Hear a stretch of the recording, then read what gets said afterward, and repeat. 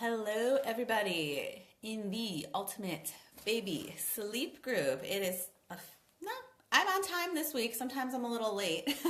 It's about 10:30 a.m. Wednesday, April 5th. I'm going to turn the heat on here at my office. As you can see, I have yet to hang up pictures. Have not had a chance. I did, though, even though there's no light switch thing, I started hanging up these cute, decal things just to decorate. Makes me happy. Anyway, we are here today talking about, whoops, if I can put this back up here, there we go. We're here today talking about sleep regressions. If you are new to the group, what we do is every Monday we have a specific thread. Always you can ask your questions. You can tag me. I do my best to pop in if you tag me directly. Otherwise, you can ask questions from the other amazing parents in this group, and they will answer you. If you have a question about a specific topic or a specific idea on Mondays, we have a certain theme where it's a thread. You can post your questions. Sometimes it's night wake-ups, bedtime battles, power struggles, early rising, short napping. We've had them all so far. This group really only started a month or two ago, so it's really been fantastic how much ground we've covered. Anyway, this week was sleep regressions because one of you had asked to discuss it, and it's very appropriate usually to do a week or two after the time change, because even though I told you if you go back and watch my most recent video about daylight savings time, this is the easier one that we experience because when we make the clocks later, it's an easier adjustment for all people's bodies, especially children. In the fall, when we actually make it earlier, we'll talk about that one a good few weeks before it happens because I don't want you guys to get stuck, okay? So there were a lot of questions here. Before I delve deep, I'm going to pick a few questions and talk about them. I don't think I'm going to have time to go through everyone's here.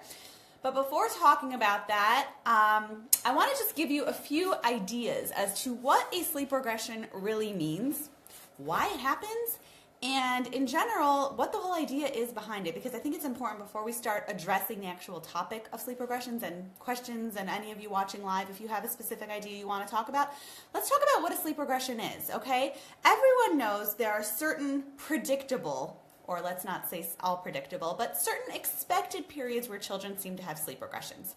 There's the famous 2-month sleep regression. There's the 4-month sleep regression, the 8-month sleep regression, the year sleep regression. There's certain milestones that there seems to be a wave of sleep regressions that happen. So first of all, what is a sleep regression? A sleep regression does not mean a baby that's always waking up all night, never napping, and suddenly got worse. A sleep regression really means a child that is on a decent routine, taking great naps, not fighting sleep, sleeping well at night, whatever that means to you. Could mean sleeping through the night completely, could mean waking up once or twice, whatever a good sleeper means to you. When a child is sleeping well and suddenly stops sleeping well, starts fighting bedtime, waking up throughout the night, fighting naps, that's a sleep regression. Because what happened here? And then a sleep regression continues to manifest itself a week into it, 2 weeks into it, and suddenly this previously amazing sleeper is no longer sleeping well, okay? I see my husband is watching. That's cute. I didn't know he was part of the group here. Anyway, so that's what a sleep regression is. Now, why these sleep regressions happen can be from multiple ideas. Number one, the age bracket, typical ones I gave you, 2 months, 4 months, 8 months, a year. That happens for actually a lot of developmental reasons. Those are the age-appropriate times where there's a lot of developmental milestones. Specifically, the 4-month sleep regression is the most highly concentrated time where children have sleep regressions, and that's due to the fact that at around 4 months of age, babies' bodies start transitioning to sleeping more like adults. That means a lot of different things. Number one, it's not like a newborn that you can hang upside down by their toe and they still sleep, right? You all know that. It's really hard to wake up a newborn. Once they're getting close to 4 months, their bodies are really acclimating to being awake more, and they're not really sleeping like a newborn anymore. They're starting to sleep more like an older child. So they're able to wake up a lot more. They're able to fight sleep a lot more, and they are learning about cause and effect of the world a lot more. Previously, when you have a 2-month-old baby, or even a 2.5-month-old baby that falls asleep, being held, being rocked, being nursed, being pushed in the stroller, in the car seat, it's not really like a deeply entrenched sleep dependency because it just helps the child sleep. As a baby gets closer to 3.5, 4 months, they start to notice a pattern. Wait a minute. When I cry, mommy always feeds me to sleep. and then I go to sleep. Or when I'm really overtired, I do this, and they start to notice, oh, well, when I cry, this is the reaction I get. So it's not really that it's a regression. It's just that they suddenly notice, oh, this is a dependency that I'm actually, this is not a conscious conversation they're having, but their bodies are understanding that, oh, I can get this if I cry for it. I can get this if I want it. And I'm not saying it's a bad thing. Our job as mothers is to always give our children everything they need and everything they want.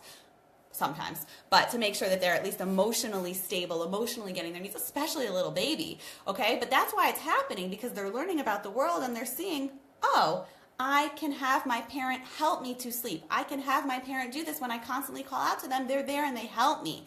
And they wake up more frequently because they see, well, when I wake up at night and I call out to my parent gives that to me. So that's why the 4-month sleep regression is so common. But everything else also, 8 months is usually around the bracket where there's a lot of developmental milestones happening, like learning to crawl, learning to sit up, not being able to get back down, learning to stand up, can't get back down in the crib. A year, again, these are all times where there's milestones that happen that negatively affect sleep, because when a child learns how to walk, talk, potty train, sit up, sit down, all these things affect their sleep. So that's what it is. Now, the key to a sleep regression is to not let it become a sleep regression. All right, I was looking through all your questions here before I popped on, and a lot of them are sleep regressions of children who used to sleep well and are no longer sleeping. A lot of them were just questions about, oh my gosh, help me, things are in a bad place.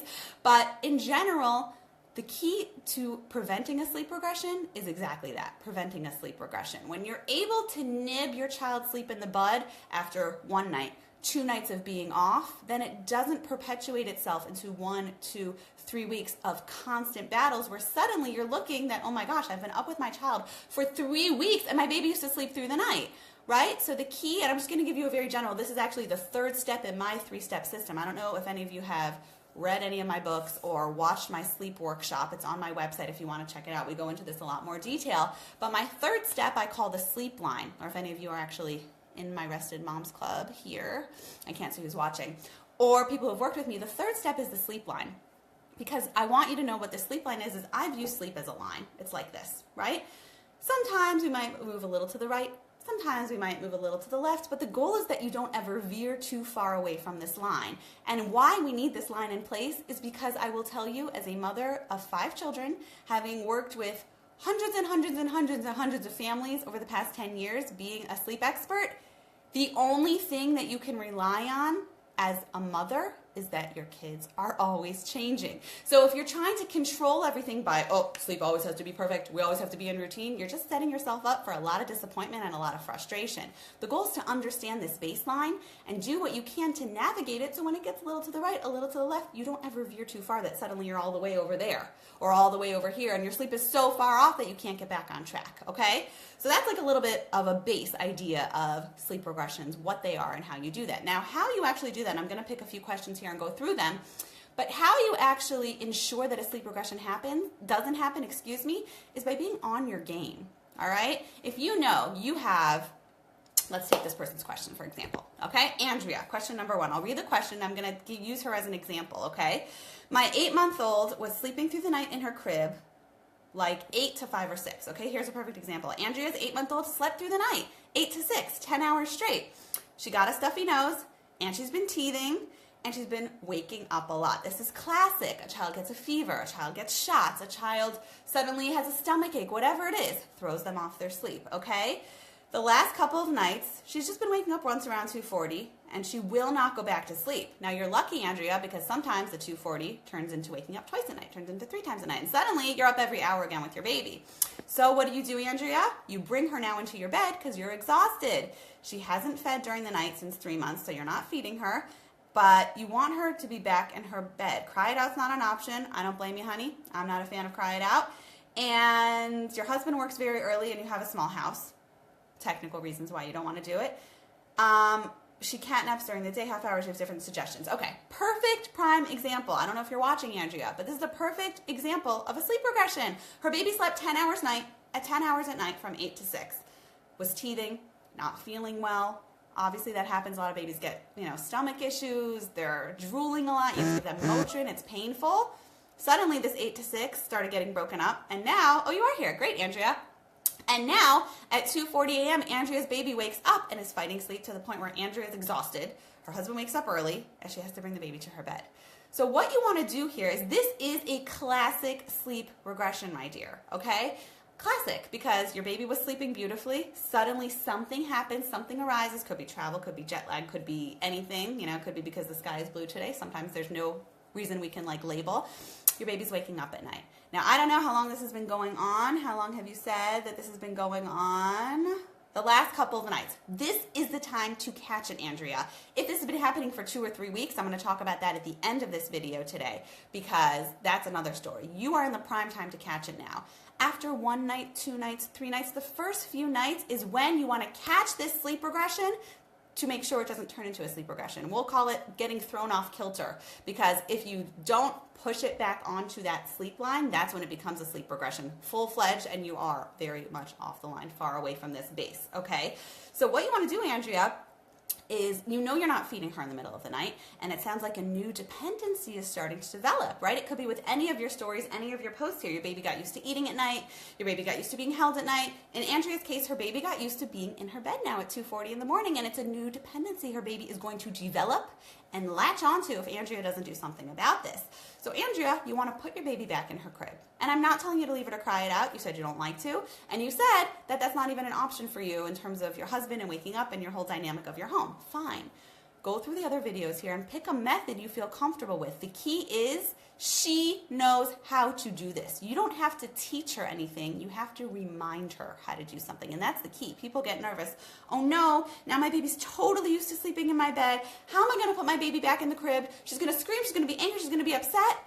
It's only been a few nights. It's a new thing, that's a new pattern that you're stopping before it becomes a real pattern. So you're going to put her back in the crib, and you can do anything you want to help her. I don't even care if you pick her up and you put her down and you pat her back and you sing to her or you don't sing to her, whatever you want to do. Have the crib become a familiar place for her, because it hasn't been like the past 5 months where suddenly she's been in your bed and it's a full-fledged dependency. We're talking a few nights here that she's kind of been thrown off and starting to get used to mommy's bed. That's when you want to catch her. She's better. She's feeling back to herself. You want to put her back in the crib and get back to your sleep line, okay? There's 100 different ways to get back to the sleep line.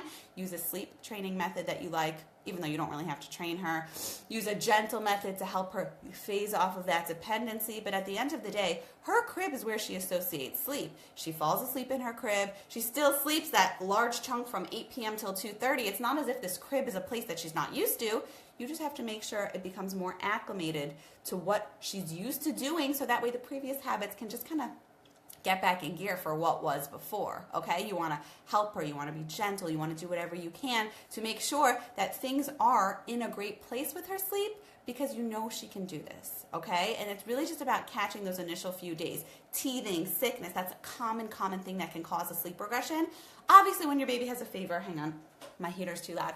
Obviously, when your baby has a fever or your baby's teething, your baby doesn't feel well, you're not going to do this. But those peaks of not feeling well only last a few days. When the tooth is breaking through or your baby's really, really not feeling well, that doesn't last weeks and weeks and weeks and weeks. When your baby's not feeling well, of course, you have to give TLC and love them and hold them and feed them and do whatever you can, because that's your baby. Our job is to take care of our children here. But once they are better, get right back to that sleep line by having them go back to previous habits, back to being in their crib, back to not sleeping with you, back to everything else. And it doesn't have to be sudden. You can do it more gradually. You can do it within a night or two. But gradually doesn't mean crib, sometimes mommy's bed. Crib, sometimes mommy's bed. It means you helping them in the sleep environment that they are comfortable with, because that's really important. Okay. Yeah, this is a separate question, Jenny. Jenny, ask this in our Rested Moms Club. Tomorrow's our office hours, so we can answer you. If I have time at the end, Jenny, I'll answer you, but for sure, this doesn't necessarily fall under sleep regressions. We'll see if someone else has a sleep regressions question, but ask that in our Rested Moms Club. I'll hop on there after I'm done here and answer you over there. So Andrea, that's what I want to tell you, and everyone else here who's been looking. Alana said something about her 17-month-old, 2 Alanas, someone about her 7-month-old, 13-month-old, all these different things. I'm actually going to answer you, Alana, because we were in touch a lot, and I want to see how you are doing. I want to read Alana's question here. 7 months has regressed into a baby I don't even recognize. She used to go down, cry for a few minutes, then I'd pop the passy back in and she'd go to sleep. I remember that because we got her doing that and she was in a great place. But Now she cries a ton for both naps and night sleep. We had her on a pretty good nap routine 3 times a day. But now if I put her to a nap at the 2-hour mark, it can take a half hour for her to go down. She can also cry for an hour, but after an hour, I give her up and pick her up. Nighttime sleep can take up to 45 minutes before she falls asleep, and then she usually wakes up 1 to 2 hours after. This is another baby, Alana, because she was doing so well before she got sick and all those crazy things happened. I know your story. So I never give her a bottle before 10 p.m., but she wakes up between 8 and 9 o'clock like she's not learning. Then she can wake up anywhere between, okay, this is a whole story, but you know she's not sick. The pacifier's not calming her down anymore, and I feel like I have to let her cry, but it's useless and it's making her hysterical. Alana, we need to hash this out together. You need to come tomorrow to my mom's mastermind call. This is just for Alana. Sorry, everyone else. It's for Alana worked with me previously. It's for all my graduates of my sleep groups. But come to the call tomorrow if you can, Alana. If not, I am going to answer this question in depth tomorrow because I really want to help you on there. Everyone else here is not going to understand as much because they don't know my methods in detail, but Alana and I work together through my 4-week sleep groups, and now it sounds like there's been a major regression, and I want to make sure we get back on. So if you can't come tomorrow, Alana, I will answer it. Let me just pick another question here. Oh, thank you, Carrie. You're sweet. I do my best. Andrea, I hope this helps you a lot. Jenny, go post that in the other place. Let's pick another random question here because I don't have time for everyone. It's hard. It's eeny, meeny, miny, mo. I want to help all of you. Okay, we'll pick Aubrey. Aubrey. I'm looking for advice on what to do when my baby is teething. Classic sleep regression, right? Seems like forever, or maybe when traveling and when to get home to. Any tips on what to do and what not to do? I'm worried we'll start some new habits and regress after all of our hard work. Little one is 8.5 months old. Okay, Aubrey, I know you've been in our group for a little bit and you've seen a lot of progress, right?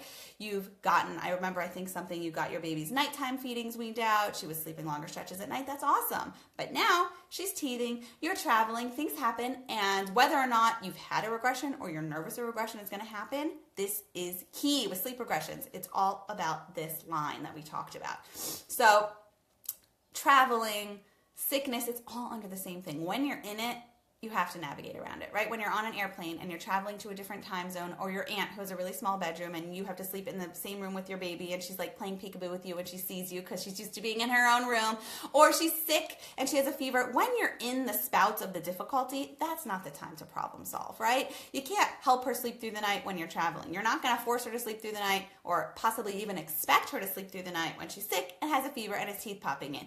You're not going to, all these things. When you're in it, you cope and manage as much as you can. You might feed her a lot when she's sick or teething. You might hold her a lot in the middle of the night. Heck, you might even bring her into your bed when you normally don't, right? Because she's not feeling well, you're exhausted. When you're at your aunt's house visiting or traveling, I'm just making that up. I don't know if you're at your aunt's, Aubrey. You don't want her to be screaming all night in a new environment because you don't want to wake up your aunt and your uncle and all the cousins, right? Whatever it is. So when you're in it, you have to just do whatever you can to manage. It's kind of like survival mode, right?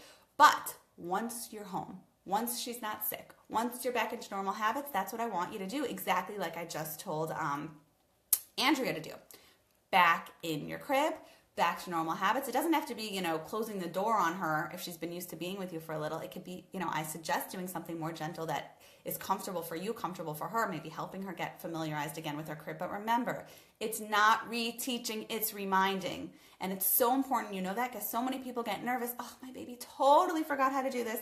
My toddler's never going to sleep in their bed again. But like I said, you're not starting from scratch here. You don't have to spend 2-3 weeks working on a habit if it's already in a better place and just got thrown off. You're just off the sleep line, okay?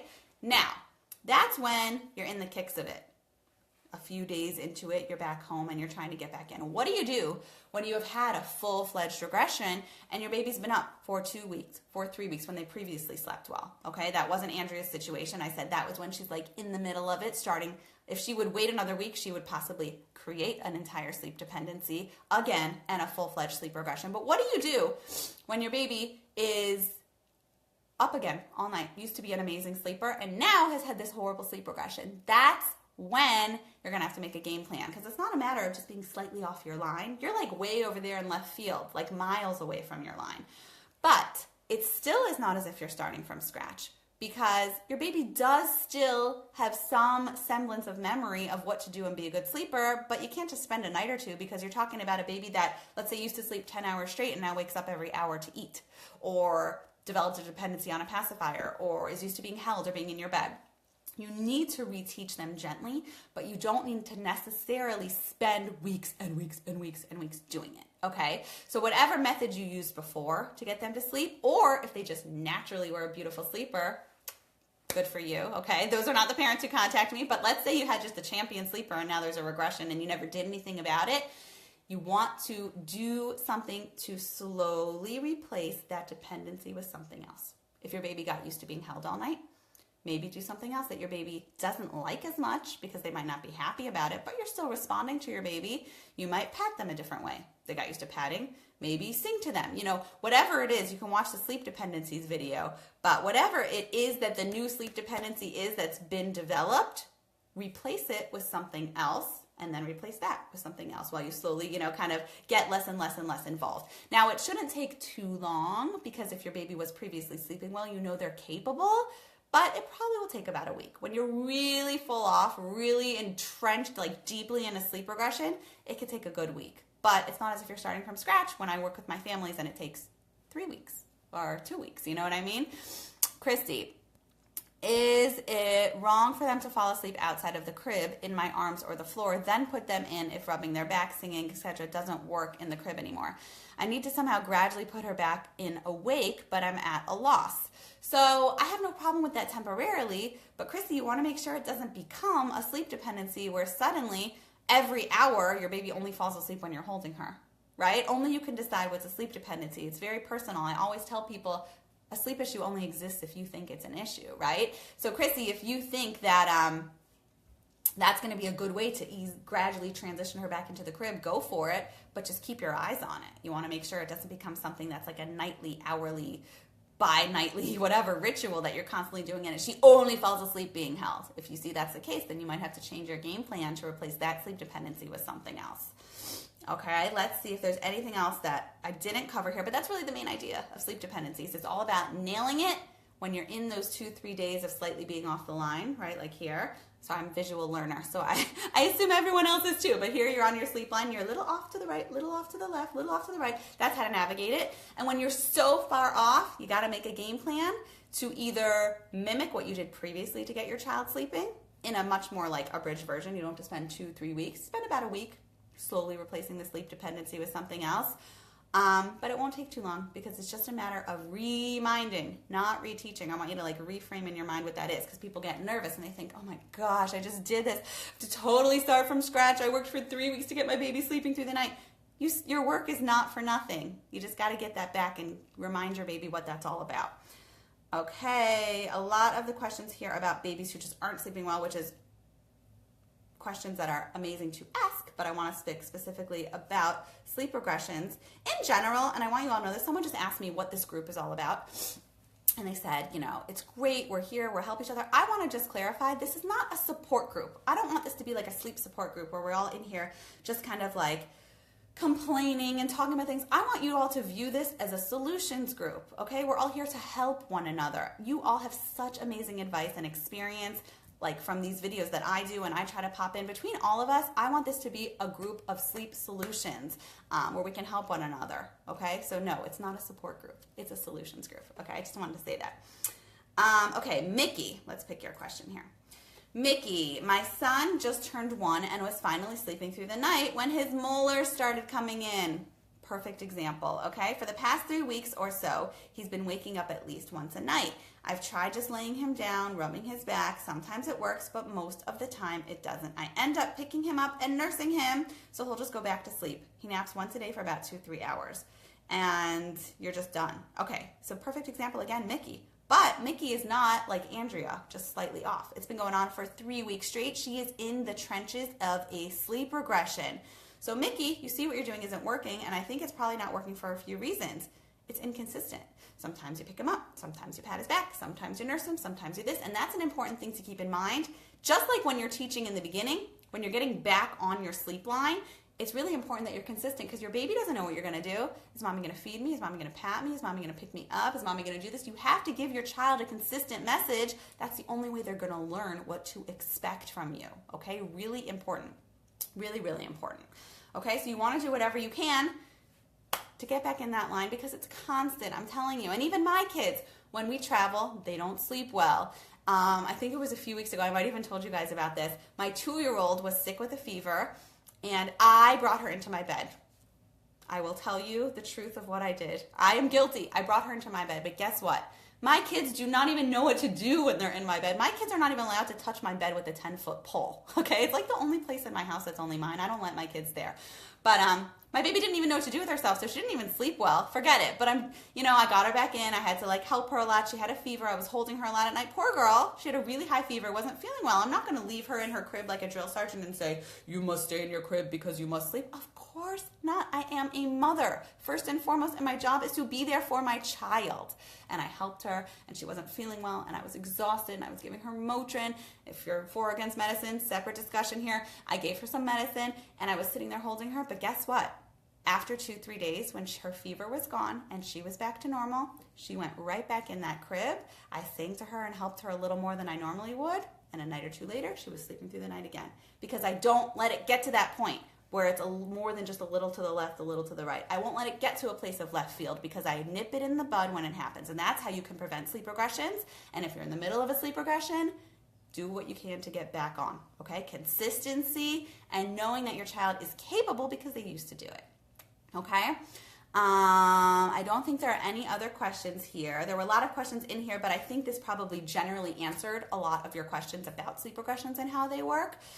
I have to see what next week's Monday thread is going to be about, but, I really would love it if all of you would invite a few friends to this group. This group has grown tremendously. We just started it maybe 2 months ago, 2.5 months ago, and it's already grown a lot because I really want to help people.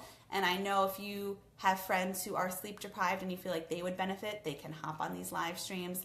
They can post their questions. Like I said, if you tag me, I will try to answer you. I cannot promise because there's a lot of you in here, but I do try to hop in once a week and just pick a few questions and answer them. But you're all amazing and support one another. So definitely invite your friends to the group. Let them know about this because like I said, this is not a sleep support group. This is a sleep solutions group. And that's what I want. So that's, what I want you all to do today, if you can, just to help facilitate, because the more people are in here, the more opinions we have, the more ideas, the more heads we have with different experiences, and people can complement one another and help one another, because that's what it is all about, okay? Not a support group, a solutions group. Have an amazing Wednesday. I hope this helped all of you, and I will see you all again next week. Take care.